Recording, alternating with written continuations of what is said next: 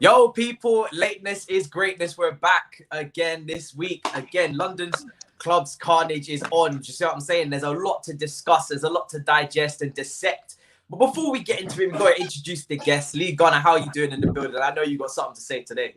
Yeah, man. Like, it was disappointing. We're obviously going to come on to it. It was disappointing. But listen, I'm not out here making petitions against referees and making threads and saying it's a conspiracy. What a load of cobblers. The laws are the laws, man. And we're going to come into that in a bit anyway. But yeah, other than that, I'm good, man. I'm good. And Toby, how are you doing, my bro? How are you doing? Obviously, the big kickoff tomorrow. Do you see what I'm saying? It's getting closer. Yes, yeah. I'm good, man. I'm sorry, just busy, man. Literally, work's been kicking my butt today, so having to juggle that and chat football. So it's been an interesting challenge. Yeah, we love a busy man. Do you know what I'm saying? I mean, there's so much to talk about, right? Obviously, Chelsea's guys, 130 of you. Thank you so much for joining me. It is going to be a busy day on this channel. 3 uploads, yeah. I've never done that. We're doing 3. Batista's got work rate. He's got work rate. This is the first day. I don't do 3 streams in one day, but today we have to build up this Tottenham game correctly. So we got 3 streams today. We got expressions later. We got Farad from Stoppage Time TV, 360 TV. We got him, and we've also got obviously tomorrow. Then All You Can Eat Chelsea with Eunice and Miz. So smash the like button. The content is coming out thick and fast. There's going to be some serious shows today, starting with this one. So people, smash the like button. We have to get straight into what happened. Wolves versus Arsenal, yeah, because that was, I can't lie, after what happened in the FA Cup final. And, you know, man, I'm getting sent off in different situations against Arsenal before. I was laughing. I can't lie. The agent David Luiz and agent William thing, really, we're able to push that propaganda very well at the moment. Lee, what was your take? Because for me, it wasn't a red card. I'm not gonna lie. I don't think David Luiz touched him, and I think it was extremely harsh for him to get a red, and obviously the penalty as well. But how do you feel about it? Bruv, at that point, we battered them. We should have been 3 or 4-0 up. We're all over them, man. Saka was on fire in that first 20 minutes, man, ripping them apart. And then Pepe, Nicola Pepe, baby. All them Pepe haters had to sit back down again last night. He was, bruv. Man sent them doing backstroke at the Molyneux, bruv. They're all on the floor like cockroaches when they're dying, bruv. Like, didn't have a clue what was going on. They were just, bruv, they went Wolverhampton swimming baths last night. Oh, but yeah, we absolutely hammered them, man. And I said to Chig on the watch along, I was like, bruv, we're going to regret some of these misses, you know. I said, because they got 5-6 quality players in their team. Yeah, and then about a minute later, they get the penalty, right? Bruv, he did touch him. It wasn't intentional. But let's just speak about this first as well, which led to that, right? Yeah. David Luiz has got sucked into the ball on the halfway line, and him and Thomas Partey basically sandwiched the guy. The ball's popped out and it's gone into midfield. I think it was Neto, who's then put the ball through to Willian Jose, who's gone through, yeah? If David Luiz hadn't have run out when Thomas Partey was there anyway, he wouldn't have been in that position to not get back. Yeah. Then their stride patterns are different because David Luiz is giving it all out, and then my man slows down a little bit, so their stride patterns are out of sync, yeah? As soon as the geezer pulls his leg back, it clips David Luiz's knee, which drops him. Nailed on penalty. Yeah, I don't know how any Arsenal fan can say that ain't a penalty, because if it was up the other end, we'd all want a penalty. Where the discrepancy is, right, is the law. Yeah, the law says if you don't make an attempt to play the ball, it's a red. Yeah, if you do make an attempt to play the ball, but you know, you slightly missed and it wasn't a rash out of control challenge, then it'd be a yellow. Yeah. So what he should have done is either stop and let the goal happen and keep 11 on the pitch, because he was going to score. Let's be real here. Yeah. Right. Yeah. Or he should have come around the side and tried to swipe the ball away. But listen, bruv, why is it always David Luiz? Like, this is I told you, penalties in 2.5 years. Agency, bro. I'm telling you. I still don't. This is old news. I don't get. And continuously, year on year, now for the last 3 or 4 years, Arsenal seem to want to take a retired Chelsea player from our team that are on their last legs and bring them to Arsenal. You've done it with Pepe, you've done it with Willian, David Luiz. I have no idea what you gain from this situation apart from mercenaries in your team that are being probably paid by us to mess you guys up. Oh, we're about to offer him a new deal. Can I just say though? Can I just say though? I feel like yes, rules are rules, and that double jeopardy rule is a bitch. But I feel like we're getting to a point where officiating, there's actually no common sense in officiating. 100%. If I told you a sign there said that road is clear, but you look at that road and there's a river there, are you going to drive into that river because are you going to drive into that river because the sign says that road is clear? You're not going to drive into the river. So for me, I get the rules, but there needs to be an element of common sense, Double jeopardy rule is in place, like Lee said. So if a player stops another player from scoring and he hasn't attempted to make any contact with the ball, then yes, send him off. But what you saw yesterday, it wasn't, David Luiz didn't even make a challenge. It was a coming together. For me, it was a coming together, and it was not a red card. Give the penalty, because yes, you stopped the goal scoring opportunity. Give the penalty and leave it as that. And I personally think at the end of the game, every single person, every pundit, even the PGMO would be totally understanding of the referee not giving a red card there, because it was, but at the same time, he'd get marked down on his little scorecard that they do. It was the logical thing to do. But and that's what I don't get. That's what I don't get. For me, it's not a red card, but by the letter of the law that he has to follow, it is. So if it was down the other end, right, or it was your team that happened to, and your player got knocked over and he was just about to score, if your team didn't get given a red card in that instance, you would be going mad.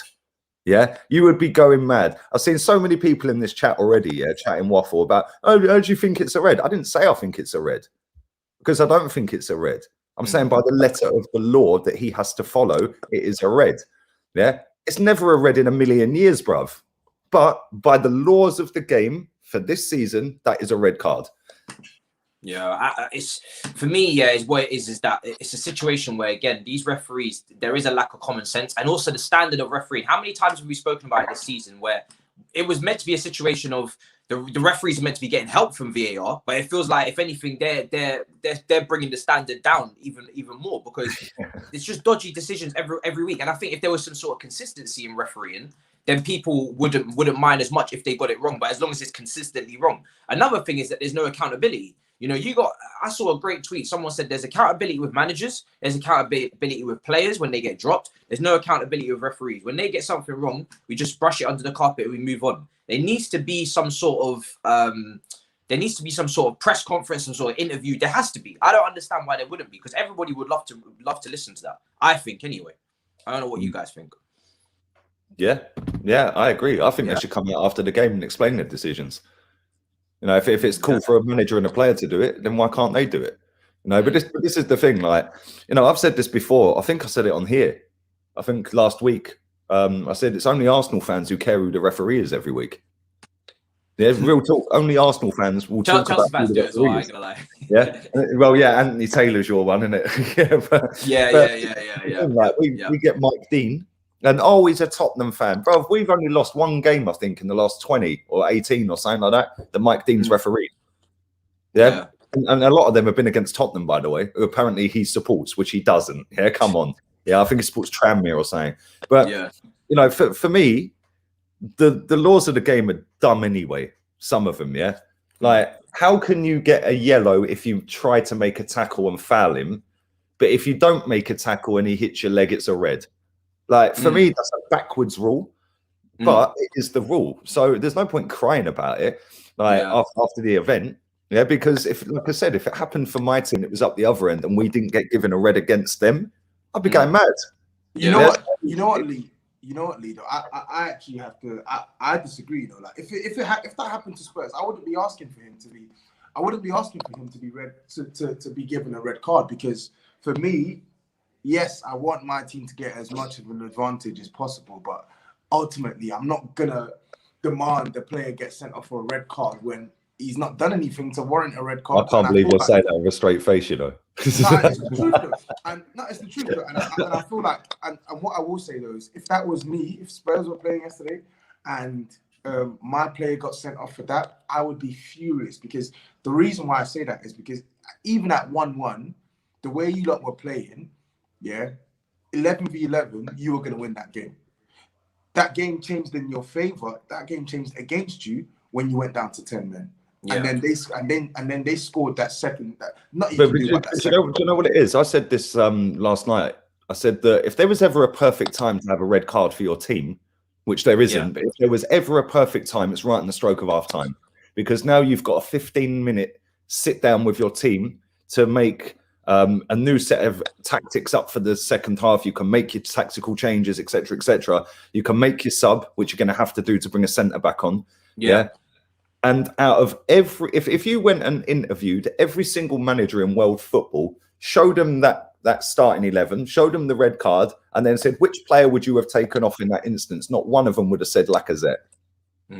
Yeah, because you've taken away your outball. Yeah.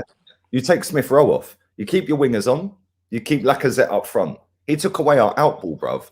For me, that was worse than that red card. Yeah, because really? I'm like, because do you know what? It's all well and good you get a red card. Yeah, that's part of the game. I get it. Penalties are part of the game. Yes, it was a shit way to go and get it done to you. But it's done. It's half time. We move on. Right, let's get Gabriel on. Let's take Smith Rowe off. We'll sit back and we'll counter with Pepe, who was on fire, Saka, who's on fire, and Lacazette, who can win headers. He'll win free kicks on the edge of the box. He can play with his back to goal. Why would you take that guy off? Yeah, then he takes Pepe off and brings Aubameyang on. And I'm like, why? You're going to play Aubameyang left wing, who can't dribble. Yeah. He's not as quick as Pepe, I don't think. Yeah, he's quick, but he ain't that as quick as Pepe, in my opinion. He's lost loads of pace, Aubameyang. So now you've taken somebody who can carry the ball forward and drag you over halfway and up to the edge of the box, and can score worldies, by the way, like last night. He can twist man up and win free kicks, Why would you take that guy off? Because if Pepe's goal was incredible, I have to say. And from the left-hand side as well. I mean, but that's his weak foot, you know. Yeah, it's his weak foot because he's left-footed. And obviously, Arsenal were very obsessed with playing him on the right, but now you're playing Saka over there. Since Pepe's gone to the left, he's looked good. I mean, do you think that... Because I actually still felt like, terrible start, obviously, to his Arsenal career in terms of form, but he's picking up now. Do you think he can go on a run now, and do you think he can be a big player for Arsenal? Or do you think, because I do see these moments with Arsenal fans, is that every now and then Pepe will do something great, and it'll be like, you make your make your apologies as loud as your disrespect. I'm like, that's what I tweeted when he scored. I see this, but I see this every month, and I never hear about Pepe again. And like literally just one moment about Pepe, and then don't hear about it from the next month, and then again. So do you think he'll be able to get some consistency in the starting 11 for? I think that's the first time he's played 3 in a row under this manager. Yeah. So that's a start. We've got Aston Villa away at the weekend. Again, we're going to probably have to sit and counter attack. We're not going to have Leno in goal, which worries the life out of me.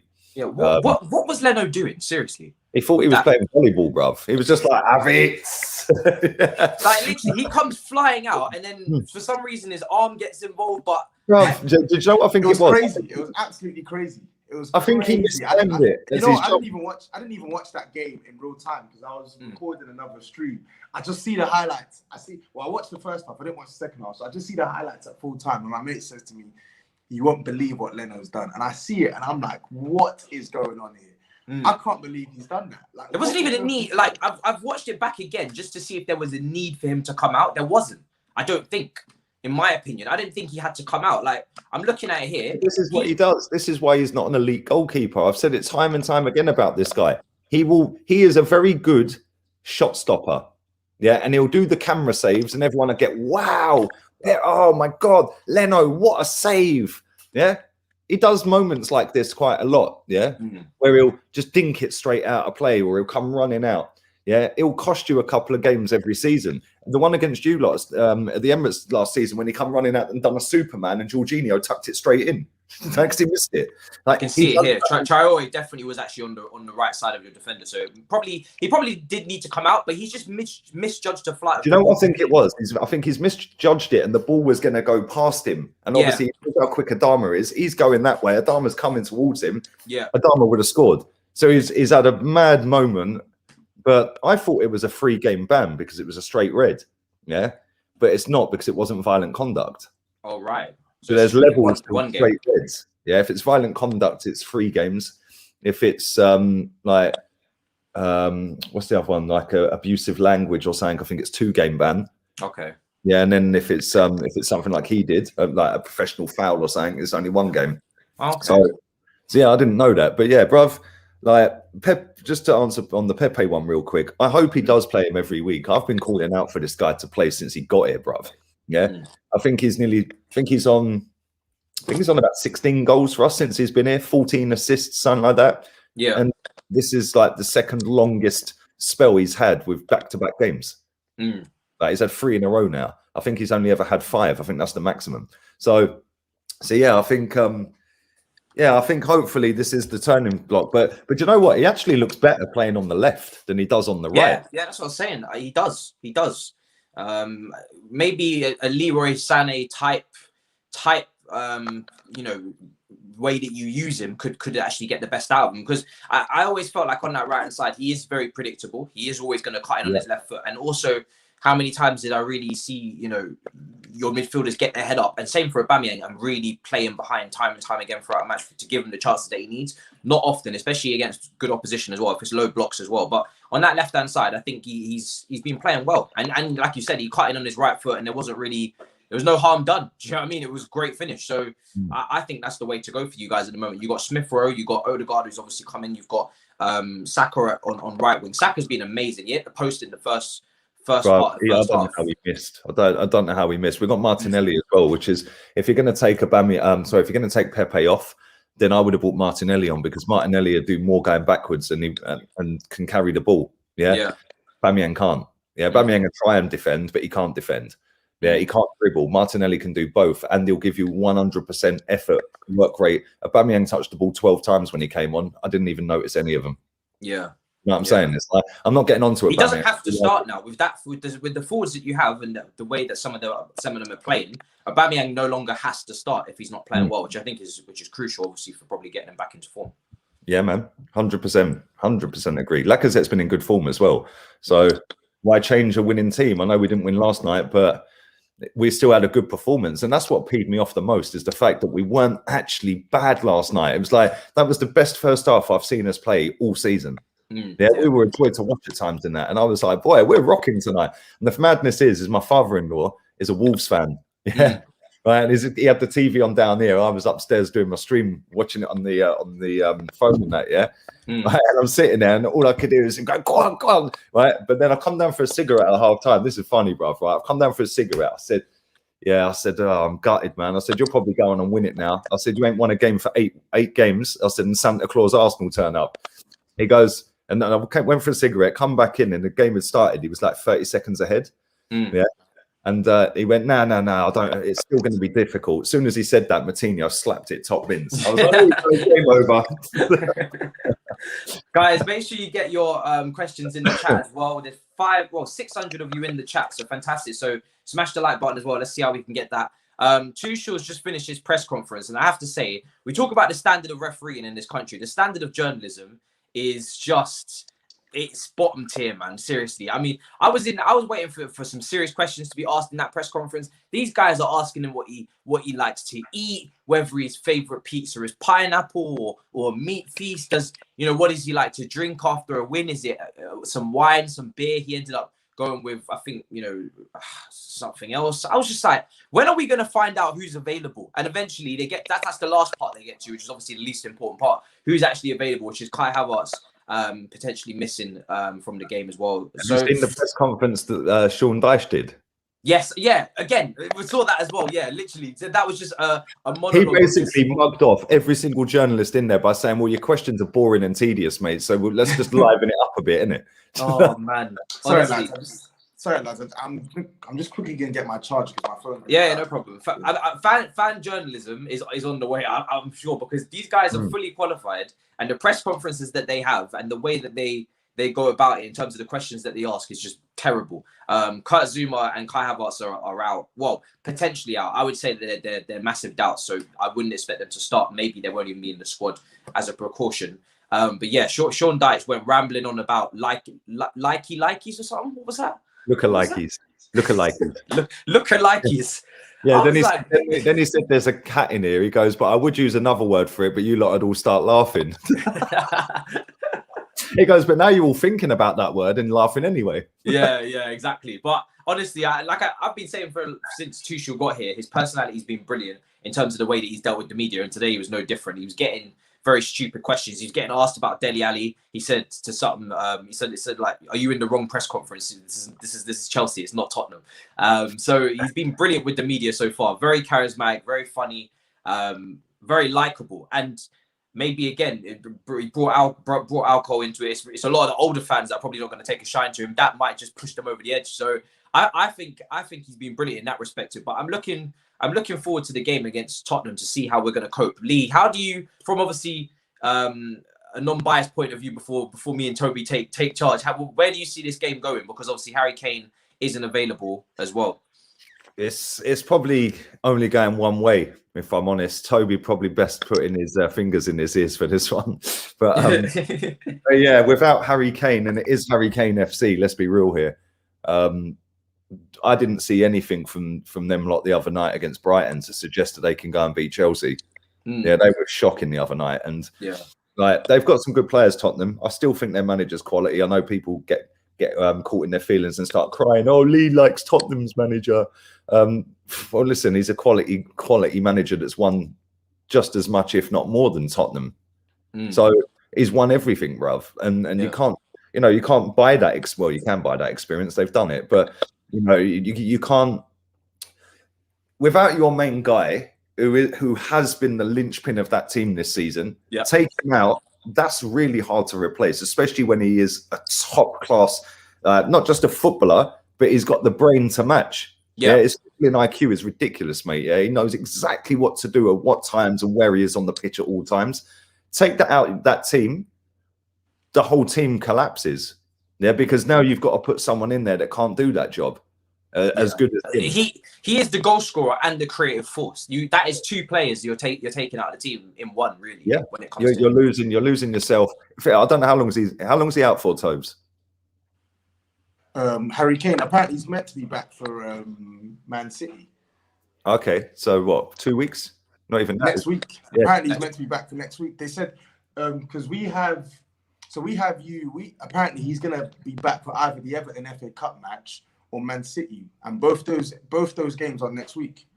Okay, well there you go. So yeah, you might as well write this one. Timing for us. Park the bus against Chelsea. Don't let them score, and take a 0-0, bruv. Yeah, because if you go and have a little dig at Chelsea, they're going to rip you on the counter.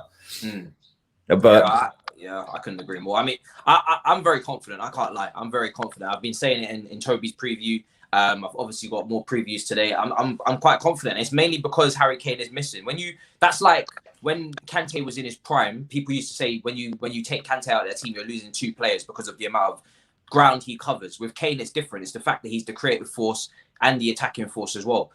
Son, I don't know if they're going to start Son false nine. I don't know how they're going to line up in terms of, because whenever they've missed Kane before, in previous years, they've gone Son as a false nine, and then they've played, maybe two wingers, or, they've had Eriksen to lean on. Toby, who do you expect to start in the front three, and how do you expect you guys to go about replacing Kane, really? I think Vinicius has to start. He has to play. I reckon we'll play with I know it wasn't like a swashbuckling performance in the second half, but you saw the impact he made. When he came off the bench, and I think because of that, he has to start. And I would expect, obviously, Sonny will play on the left-hand side, and on the right-hand side, it's going to have to be Steven Bergwijn. But to be honest, he really needs to buck his ideas up and step up. That's going to have to be our front three until Kane comes back. We've got a question here for all of us, really. If you would sign one Leicester midfielder, who would you take? And I guess it would be different answers for all of us, because obviously our midfield lack different things. I'll start with you, Toby. Who would you take between Maddison, Telemans, and Ndidi? I'll take Maddison. I think Ndidi is a very good or quality defensive midfielder, but I feel like in Højbjerg now we have someone who can match his defensive contributions, and Højbjerg is much more polished on the ball. Tielemans, I think he's also a good player as well, but I feel like, and I would take him in our team, but I just feel like Maddison is just more essential to us now. We need someone who can play in between those lines and is a creative outlet, and he is literally a creative outlet.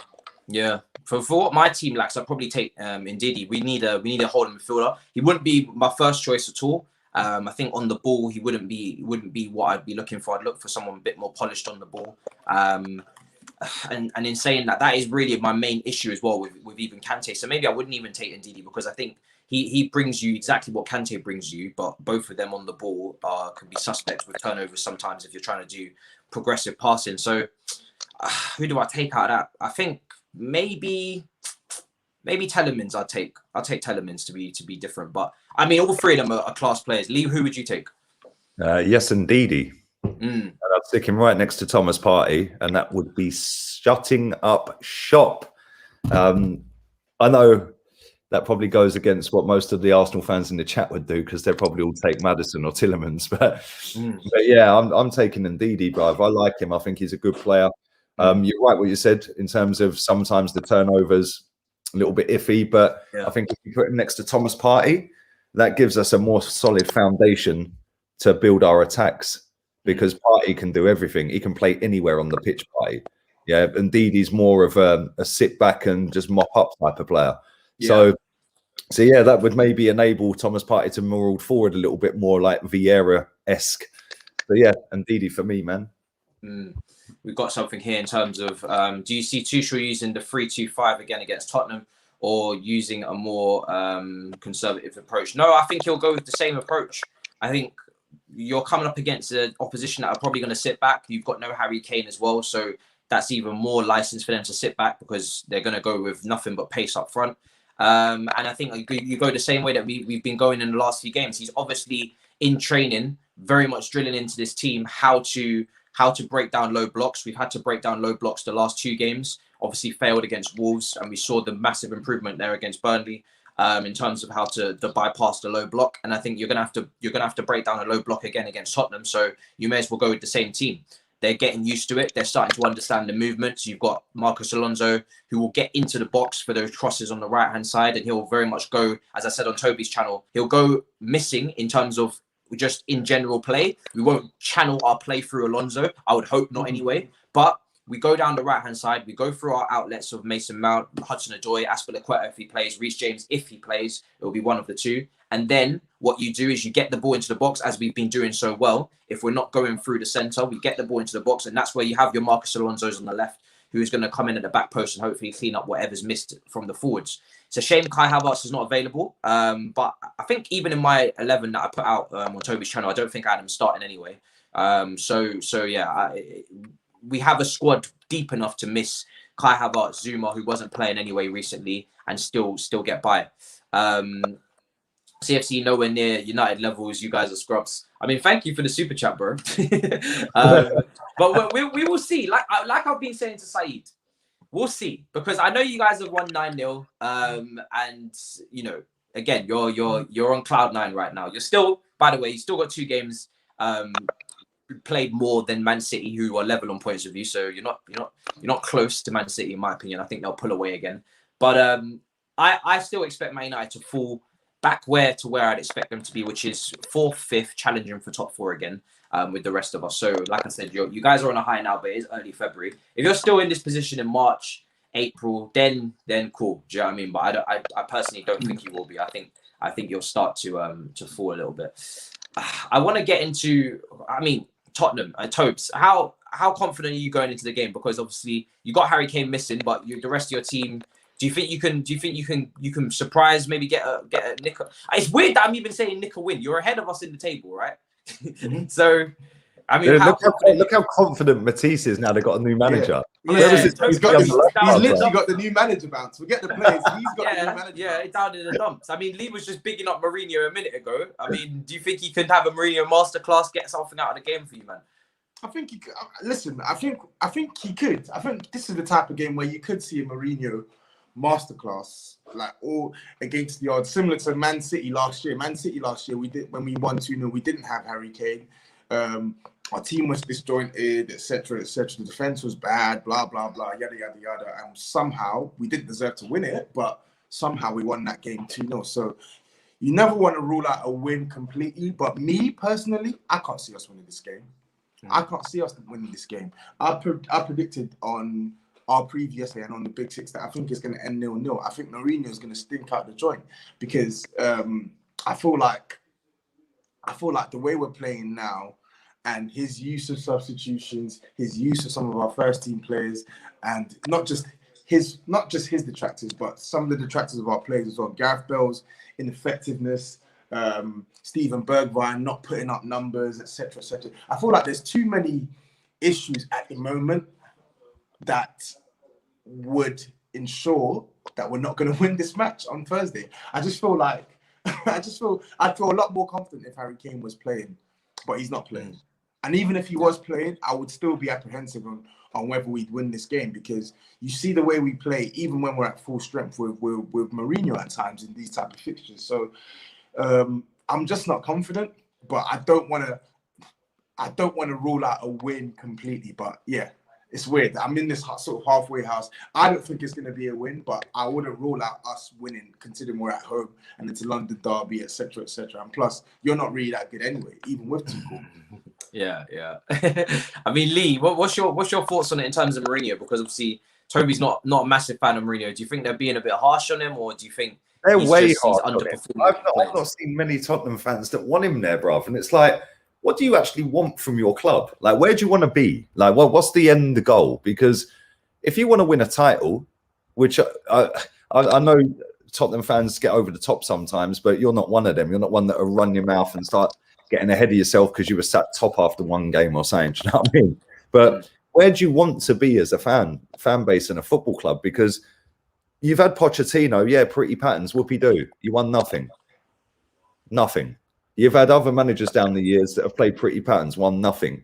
So if you won the league this season or you won a trophy, you're in a final. Let's not forget that, Man City.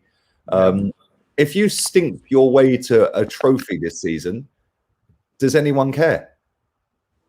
If Arsenal won a trophy, playing the most boring football, sitting 9-10 men behind the ball every game, but winning a game 1-0 or 2-1 or 0-0 in the big games, but then you win the league or you win a cup, I wouldn't care less, bruv, because in 6 years' time, I ain't sitting there going, oh, yeah, remember that season where we just bored everyone to death? You'd be going, when we won the league. But Lee, that's a huge thing, though. There's a difference between winning the league and winning the league cup and not getting Champions League for us. I think the issue with Mourinho isn't just the style of football. The style of football is a big thing, of course. It's a big thing, but it is not the main thing, yeah? I couldn't care less if we were shithousing 1-0 games and whatnot. In fact, I'm lying. I would care a little bit because I like football played properly. But ultimately, I've said this a million times. For me, it's all about sustainability. It's all about sustainability. Can the way you play football, can the way you set up our team, can it last from game 1 through to game 38? If the answer is no, it's not going to work for us. And that is my key issue with Mourinho. He's not a protagonist. The way he sets us up, it's not sustainable. He's over-reliant on 2 of our best players, literally finishing every single chance they have. There are certain matches we play where we only create 1 or 2 chances in a game because by design of how we set up. And if our two best finishers don't take those 2 chances, we don't win the game. How is that sustainable? And did you know what? The way you've just described that is exactly what we had when it was just a Aubameyang scoring. And eventually you go through a lean spell for like 2 months where you don't win a game. But then look at the way we've played in the last, 8 to 9 games, yeah? And I think that I don't think Jose wants to sit there and play this boring crap football. He doesn't. Yeah. Well, it's easy. It's easy to, but it's easy to say that, and I totally agree. I don't think he's telling them, "Oh, you go out there and not score a goal in 45 minutes." But the way he sets us up, the way he tells players to play on the pitch, his substitutions in the game, it tells us otherwise. You can't tell me that this guy is going out there to kill opposition when I'm seeing Sissoko playing as a wing-back. You can't tell me that this guy is going out there to put teams to bed when I'm constantly seeing him take off our most creative player and bringing on workmen in midfield. You can't tell me that this guy, like Liverpool, for instance, 1-0 down. You can't tell me this guy is actively trying to win this match when you're bringing on Lamela and Winks. Yes, I get the notion that you want to change formation, you want to go at the opposition, but your decisions to try and attack the game are not positive decisions. And that is the story of, that is literally the story of Jose Mourinho. We constantly hear that he wants to win every game, but yet it doesn't show on the pitch. And that is my main gripe with the guy. He doesn't get our squad is not, don't get it twisted. It's not all him. We know that there are several parts of our squad that are not performing. We know the defense is crap. Yeah. So big credit to him for even getting the defense into a position where it's actually improved from last season. But we know the defense is crap. We know that a lot of the attackers are not scoring. I'm not sure if you remember it, Matisse, but I even read the stats on the Big Six on Monday. Yeah. 49 combined appearances between Bergwijn, Lamela, Lucas, Lamora. I told you I'm going to start calling him Lamora. Lamora, Bergwijn, Lamora, and Vinicius and Gareth Bale. 49 combined appearances, 2 goals, 2 assists. We know that's not good enough. We know, irrespective of who's managing us, that isn't good enough. But the way this guy sets us up week in, week out, his substitutions week in, week out, it is not sustainable. It can't win us football matches week in, week out. And that is why, as a fan base, you're seeing more and more people turn on him. Because yes, some of this squad is not good enough, but you are not getting the best out of the better parts. Where do you? Let me ask you a question, mate. Where are you sat in the table right now? You're sixth. Sixth? Yeah. Okay. Where do you realistically think you should be? I think we can finish top 4 this season. So if you do finish top 4, yeah, then it would have been sustainable. So if you don't finish top 4, do you think that's because it isn't sustainable? Even if he finishes top 4, I don't think it's sustainable long term. I don't like the way he plays football. People say that Jose Mourinho is in this club to win us major honors and stuff. And yes, he may win the League Cup and whatnot, but I feel like his style of football is not going to see us progress far in the league. It's not going to see us progress far in the league. And my thing is this: he's been brought with this winning mentality, like he's meant to be a winner. Do you think that Daniel Levy's paying this guy 50 million quid a year to just win the League Cup and nothing else, Lee? No, of course not. But like, I look at your team and I just think you're probably not capable of winning it this season. But I still think you're going to go and push for that top 4, definitely. Yeah, we should. We got a squad good enough to push for your squad. Your squad is good enough. It's better than ours. But the problem you have is you're heavily reliant on 2 players. Yeah, attacking wise.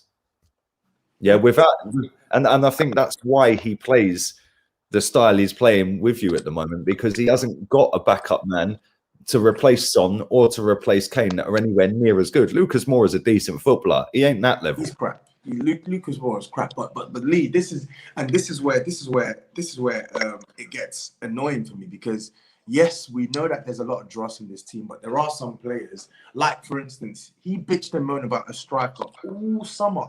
Yeah. Bitched and moaned about the striker. He gets a striker. You barely play him in the Premier League. Harry Kane's injured. Liverpool 1-0 down, case in point, and you don't even bring him on at all, and you're losing 1-0, and you got no striker on the pitch against Brighton. You go there, they're playing up against 3 centre-backs. You don't start him. A lot of people say, yeah, Jose Mourinho, he simply doesn't trust some of these players, and I said, I get that. I totally get that, because there are some players in this team, again, that are just not good enough. But there are some players in this team that are inconsistent, who can deliver. There are some players in this team who can be relied upon to a certain extent, and he does not prioritize those players. And that's another beef I have with him. I just don't think he's it. I don't think he's the man. Yeah, I said it yesterday to Matisse, and I said it on the Big Six. He is not the type of guy to make lemonade out of lemons. He is the type of guy to make piss out of lemons. That's not his job. That's not his job. His job is not to. He doesn't specialize. He don't specialize in turning. Are you saying he's the now specialist in failure, which is what he called Arsene Wenger all those years ago? He's not a specialist in failure, but he's not a player. He's not a manager who will squeeze every bit of quality out of every player he has in his team. That's not him. That's not his MO. Yeah. So he's at a club where he's not going to get the same budget that he's always had in his career. So a big part of this job is getting the best out of players who are not that good. And that's not his forte. Yeah, I mean, we're gonna expand on this in a second. People, thank you so much. 884 of you live with us currently. Let's try and get up to 500 likes. Keep your questions coming in as well. I really appreciate the super chat. We're gonna start answering all of your questions now for the second part, last part of this show. Nobody says top 4 predictions. Chelsea are mid-table, so shush. Listen, yeah, when it comes to Chelsea, don't worry about us. Don't worry about it, sweetheart. You know what I mean? We're going to start slowly moving up the table, but I want to do it in silence. You know what I mean? I want Chelsea to do, we're not going to get to where Man City are, but I want to do what Man City have done. In fact, just go under the radar, say nothing. You know what I'm saying? Say absolutely nothing. And then in a month's time, hopefully you're not able to type out that line. Fans online, bruv. That's why. Yeah. I'm not gonna lie, but this is the problem I have. My fan base are very loud online, and I have been very loud online. But I've learned my lesson in it. I'm gonna be quiet now. New manager, you didn't see a video on Twitter from me. I kept it very quiet, very humble. You know what I'm saying? I really kept it quiet in my opinion, because I'll do my talking on YouTube a little bit more, obviously. But I just hope we go under the radar and do our thing. Lee, what's your top 4 predictions? Oh dear, it changes. I get asked this every week, and every week it changes. I'm going to go with Man City, Liverpool, Chelsea, Man United. Okay. And what about you, Toby? I can't call it, you know. I just know Man City or Liverpool finishing the top 2. I can't rule Liverpool out of the title race. And then third and fourth, I actually can't call it. I can't. I really can't. And I'm going to say the same thing to Turkish on Friday, because it's too... all the teams, like most of the teams that are fighting for like top 4, the title and whatnot, they play each other within the next like 2-3 weeks anyway. Man City are playing Liverpool this Sunday. We're playing you tomorrow. We're playing Man City next week. Arsenal are playing Man City soon. I think you've got Leicester coming up soon as well. I think. Not sure. Man United have got a couple of big games coming up as well. So I can't call it. I really can't call it. There's literally 4 teams fighting for 2 spots, and there's 2 teams fighting for the top spot. So all I know for sure is that Man City or Liverpool are finishing in the top 2. The rest is a lottery for me. Yeah, I'm going to go with obviously Man City top, Liverpool second. Then I'm going to give it in third to Man United, and then Chelsea in fourth. So I think it will be basically the same top 4 as last season, just the top 2 switch around. That is with the, and we're going to do a combined 11, I guess, afterwards, because that's actually going to be quite, that sounds quite fun. But back onto Mourinho real quick. So Toby, I'm assuming you would sack him now if it was up to you. Not we've spoken about the contract on your show. We spoke about how unrealistic it is. But if it was up to you, you would sack Mourinho now and bring in someone else. It's a sticky one. What's the conditions? Is it going to hamper? Are you saying if I had financial clout or muscle? Bro, if you could do whatever you wanted right now at Tottenham, yeah, I would get. You would sack him now, and who would you bring in? Who would you bring in? I've told you I'd bring in. He plays for Southampton, and he got slapped 9-0 the other day. Yeah, I was wondering if your opinion would. I would bring him in. I would bring him in. I keep telling people keep acting as if what I'm saying about Jose Mourinho is based off of what I've seen this season. I've been saying this long before he even got the job. Before he even got the job, I was saying it to my friends. I remember it. We beat Red Star 5-0, and there was in last season, and there were rumors circling around that Pochettino was going to lose his job. And I was saying to my friends, I don't want Mourinho, because the negatives will outweigh the positive. It's not going to be worth a League Cup if we don't get into the Champions League. If some of our better players are struggling, and as a team we just don't look good. And I was told, he's a winner mentality, winner this, winner that. People need to realize that the only thing elite about Jose Mourinho right now is his CV, his legacy. He's a very ordinary manager now. And do you know how scary that is to say? Oh, you're killing him, bro. I can't. Do you know how very scary that is to say? This is one of the smartest football personalities. His brain is second to none. When you see it when he's a pundit. When he was a pundit before he got the job, his analysis on a football game was flawless. You can't question this guy when it comes to his football knowledge, which is why it's baffling to me when I see the stuff that I see when we're playing. I see him make... You obviously watch Tottenham more than I do, yeah. But whenever I've watched Tottenham this season, I've seen you play decent football until the last couple of games. Like, I see you slap Man United up. I can't remember us scoring 6 in the last 5 years up there, bruv, let alone one game. Yeah. And it's changed, Lee. That's what I was trying to say. The first 7 games of the season, he went against his principles, and we were actually playing on the front foot. We were playing on the front foot. Do you think that was just that Kane and Son were in such good form? But Lee, Kane and Son have been in good form for the majority of the season, though. Even when we were dipping in terms of form. Like, let me give you an example, right? You've got Ndombele there, yeah? He called Ndombele out last season. Yeah. And that could have gone one way or the other. And Ndombele's been probably your best midfielder this season. Yeah, Højbjerg's a decent signing, right? Great signing. I think signing the season. I wouldn't say decent. To be fair, he's probably signing of the season so far. Yeah, him and who's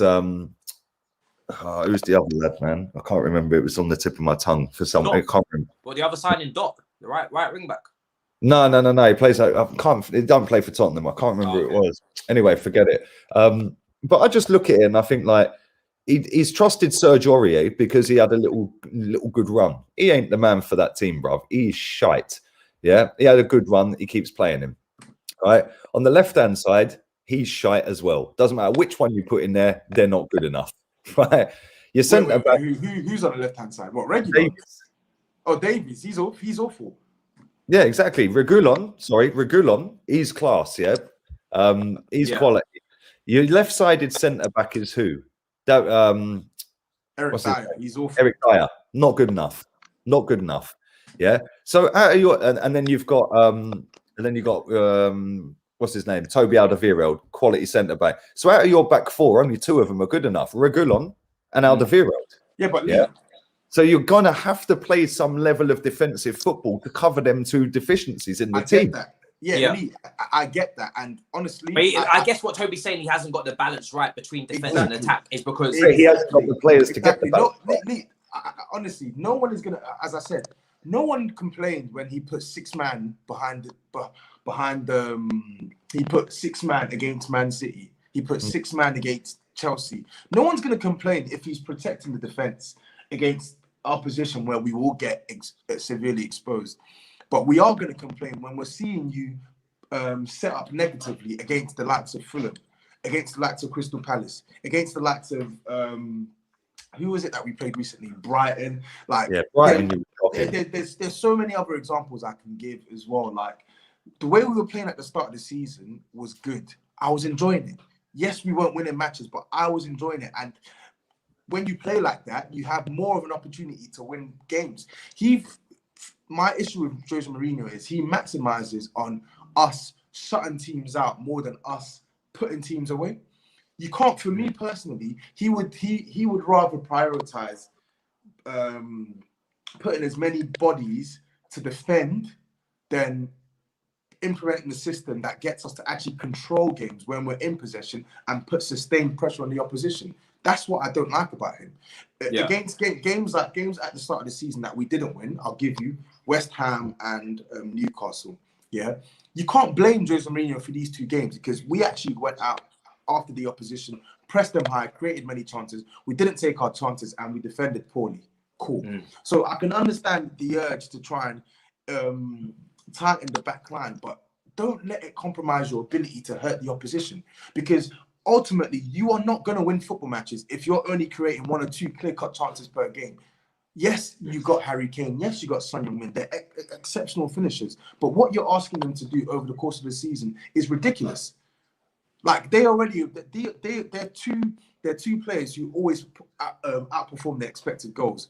But Son this season, I think up until the last 3 or 4 weeks, was outperforming his XG by like +6 or +7. Yeah, someone said that in the chat. Yeah. Like normally he's around +2 or +3. Do you know how much of a difference that is? And you're asking him to maintain that over the course of the season because you don't implement a system where we continuously create chances. Against Brighton, we didn't create a single clear-cut chance. Against Liverpool, we didn't create a single clear-cut chance. Your XG, I'm not one for XG, bruv, but your XG in that game was dead. I watched the game and fell asleep, mate. Real talk. I've seen some shit football matches this season. That's right up there with the best of all the worst. Thank you so much for the super chat, Mohammed, as well. I appreciate it, man. I feel like as elite as his legacy is, he does not get the best out of our team. That's I just did, my opinion. as a team collective, then yeah, at the moment, potentially. That I don't think you can really say that when he's got the best out of Harry Kane, the best out of Son, the best out of Ndombele. Reguilon looks sick. There's 4 players straight away out of an 11. Yeah, then he's got. You do need a massive clear out. I mean, we've spoken about. We do need a massive clear out. Who would you get rid of out of that team? Because we've spoken a lot about Jose, but you've got. I've been saying for a while. In all our clubs, all 3 of our clubs, there is a lot of peripheral players that need to leave that because it is stacked. At Arsenal, at Chelsea, at Tottenham, it is stacked with peripheral players stinking up the joint. 100%. Exactly. So who's on your selling list? Because obviously the clear out involves Jose. But who's on your selling list? Yeah. So again, and just to reiterate, I'm not saying get rid of Jose and things will be hunky dory. I'm saying get rid of Jose and get rid of the deadwood as well, because it's not just the manager. As I said, there's only so much the manager can do in certain situations because the quality is just lacking. So in addition to Jose Mourinho, get rid of Eric Dyer. Eric Dyer, straight off the bat, gone. Get rid of Eric Dyer. Get rid of Lamora. Get rid of him. Gareth Bale, terminate that. Make sure you don't extend that loan. Don't extend that loan. Yeah? Get rid of Davinson Sanchez. And I like Davinson Sanchez. Get rid of him. So that's 5 players I've given you off the bat. Then Danny Rose is still there. Get rid of him. Joe Hart, part of this team, I think on a 1-year deal. Don't renew that contract. That's 7 players already. You've got Ganiska. I think Ganiska is a good goalkeeper from what I've seen whenever he comes in. Yeah, he's a decent number 2, but for some reason, because of the homegrown quota or whatever, we have too many foreign players in our team. So they wanted someone who was English. So that's already 7 players I've listed. Dele Alli is another one. Good player. I rate him, but I feel like. How much did these players that you're adding up? How much do you think you can get from combined? Because that's now like 8 players you've put in there. You forgot Davis as well. There's 9. Eric Dyer. You're kind of justifying Jose doing a good job with a dead squad here, bruv.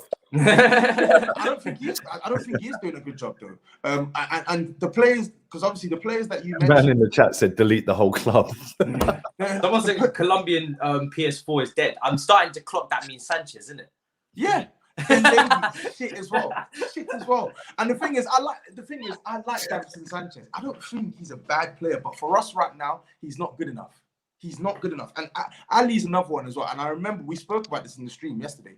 Dele Alli, whilst he's at this club, I want to see him get minutes. I'm not saying start week in, week out. I want to see him get minutes. But the thing that people need to realize is we've seen Dele Alli with consistent game time over the last 2 years, and he's just not been in.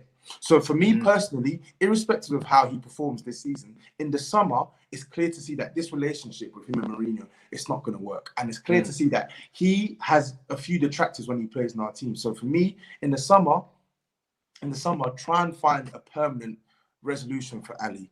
Move him on and bring someone in who can actually give us that creativity we're looking for and can give us some of the output that Ali used to give us. So if Ali stays, he stays. But me personally, if you want to refresh the team, that's an avenue you can look into as well. And then of course you've got who else did I miss out? I think I mentioned Ben Davies as well. So there's some. Put it this way, like these players I've mentioned, like probably 60% of them don't even play for us week in, week out. They're literally just chilling there. They're either chilling there or they're called upon, and when they're called upon, they're useless. Yeah. So a clear out is needed. It's needed big time. Yeah. I mean, people, make sure you smash the like button as well, because there's nearly 1,000 of you watching. I'll just say, last week, somebody clipped it, right? When I said that I'd take Dele Alli. I'd take Dele Alli over... someone did clip it. Yeah, I seen that on Twitter. Somebody clipped it. It was going everywhere, bruv, yeah? Do you know what? I stand by that as well. I said last week, this Odegaard had played 5 games out of 20. Well, he's played 8 minutes so far in 2 matches. Do you know what I mean? But no, I would take Dele Alli. And do you know what? You're right about Dele Alli. Yeah, he hasn't been great in the last couple of years, but I feel like that's more of an issue with him rather than the team. I think he's probably got a little bit too big for his boots over the years. Is that what you want to take to your squad? That's the point a lot of people are making. I feel like if he changes football clubs, that might give him that little drive extra to go. I think he needs to move country, to be honest. I think he needs to go abroad. I think he needs to change country, change scenery, well, get out of his comfort zone. PSG, didn't he? Yeah, I think that would have been. I don't know if that would have been perfect for him. Obviously, it would have been interesting. Neymar, Mbappe, would he have even got the game time? I don't know. But I think he needs to go somewhere out of the country and try and get game time. He only wanted to go to PSG to get their autographs, bruv. Let's be real. Probably so. Just what I'm saying. Someone said with the super chat here, what's your take on Lucas? He carried you to the Champions League final, but since then barely features. Tobes, I guess that's for you. Again, Lamora, you gotta stop this disrespect. You know? It's the truth. To be fair, Lucas has done stuff for you. Lamella's done absolutely nothing for you. Matisse, Lucas in that season we won the Champions. Well, I say we won. I wish won the Champions League. Yeah. Wow, you got ahead of yourself, man. Lucas in that season when he won us the Champions League semi-final. When he won us the Champions League semi-final game, he was sporadic, but he was good overall. I think he hit double figures in the league. He hit like 15 goals in all comps. But that goal, those hat tricks he scored against Ajax, that was his first goal in the Champions League since the group stages. And even in the group stages, he scored big goals against Barcelona and PSV. But the problem with Lucas Moura is last season, it became evidently clear that this guy's not good enough to start him week in, week out. Because I'm not sure if you lot remember, I'm not sure if you lot keep up, but at the start of last season, when we were starting on the Pochettino, Lucas Moura weren't getting minutes. And we were all saying, me included, we were all saying, give him ample minutes. Let him prove once and for all that, he's either a good player or not. And one of my boys, Anthony, he was saying it even after the Champions League. He was saying, yo, guys, let's cash in on Lucas Moura now. He's not that good a player. His stock is high. We'll get 45 million. And I said, that's crazy. Let's have him there. Even if he's not a starter, he's good backup. Cool. Last season, you actually watched Lucas Moura play under Mourinho, when Mourinho came to the team. And Lucas Moura was absolutely awful. No brain, no football IQ. It's weird. He can use both his left foot and his right foot, but he's not really a great finisher as well. He would give you one good performance in 25. You just have to watch Lucas Moura play. I don't even need to keep going on about it. If you want to ask why Lucas Moura is not playing games for Spurs, just watch any league performance you've seen from Lucas Moura in the last 6 months. Watch 2. And you'll see why he doesn't get game time for Spurs. And bear in mind, Jose Mourinho even likes Lucas Moura.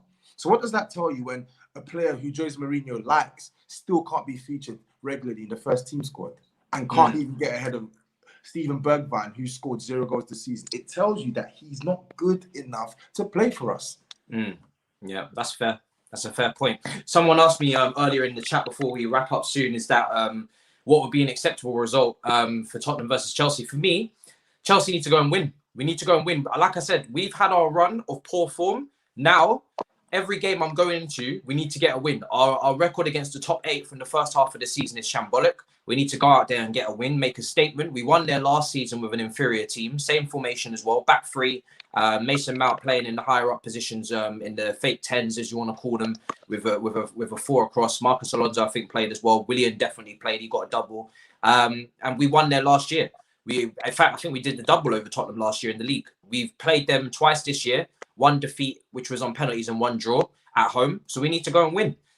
We shouldn't be really accepting anything else. And like I said with Chelsea fans, is that I know usually when you go to Tottenham, a point would be a good result if you're on point with your results. But we're not on point. Where are we in the league? We're off the pace. You know what I mean? We need to get into the top 4 as soon as possible. So for that reason only, and I think Tuchel said this very well in his press conference, which we're going to win. We're going to aim to win the game. That's how we should be going into the game. So for me, that's the only thing that I'm aiming for. I won't take anything less. A draw will be a disappointing result. I can't lie to you. We're currently level on points with Tottenham. We have played a game more. So if we get the win, then we've caught up to them in retrospect in terms of whatever they do. We'll still be level with them, and our goal difference is literally 13 for them, 12 plus for them. So it's very close. And with how close the points are this season, I think you never know in terms of how close it's going to be. It may even come down to goal difference. You don't know. We're 6 points behind Leicester, and we're 2 points off West Ham. We're in 5th. We have when I'm telling you in early February we are 2 points behind West Ham United. Declan Rice's West Ham United. there's nothing else than a win that we need to be aiming for. The expectations have dropped far enough. So people, listen, it's been a great show. We've hit the hour mark. Hit the likes, man. There's literally nearly 1,000 of you in here. Hit the like button before you leave. Leave a comment as well. I reply to basically all the comments, or as many comments as I can as well. So leave your comments down below if I didn't get to answer your question or you wanted to debate something. And like I said, we're going to be back later on today. We've got 2 more shows coming up today. One with expressions. I'm not sure the time yet, so you're just going to have to subscribe and hit notifications on, if I'm honest. And then we've got... You say it'll be late anyway, bruv. Yeah, and then exactly, and then you've got another show as well later on in the day as well at like 9. Lee, let them know where they can find you, bro. It's been a pleasure as per usual. Thank you, man. Yeah, that was good today, man. That was good. I'm going live in about 15 minutes, probably less than that, 13 minutes. I've already set it up at Lee Gunner on YouTube, Lee Gunner 82 on Insta, Twitter, Twitch, Lee Gunner AFC on Facebook. I can't believe you're on Twitch. I haven't got OnlyFans yet, but that can happen another time. And Toby, where can they find you, bro? TapinTobs, all socials. So TapinTobs on YouTube, TapinTobs on Twitter, TapinTobs on Instagram. I don't know what other socials I have. I think those are the only 3 that I use, but it's literally just maybe we should all get Bebo. That's back again. BBM, you want to give out your pin? Those were the days, man. Seriously, those were the days. So people, listen, I'll see you later on today. Like I said, we're going for 3 streams today, and then we've got 2 more tomorrow. The Tottenham game's obviously tomorrow, so the build-up has to be impeccable as per usual. And then Julien Laurens, the French journalist from ESPN, he'll be joining us on Friday to look at the Tottenham game and go through everything, because he's going to be at the ground. Do you know what I'm saying? We ain't playing about. He's going to be at the ground.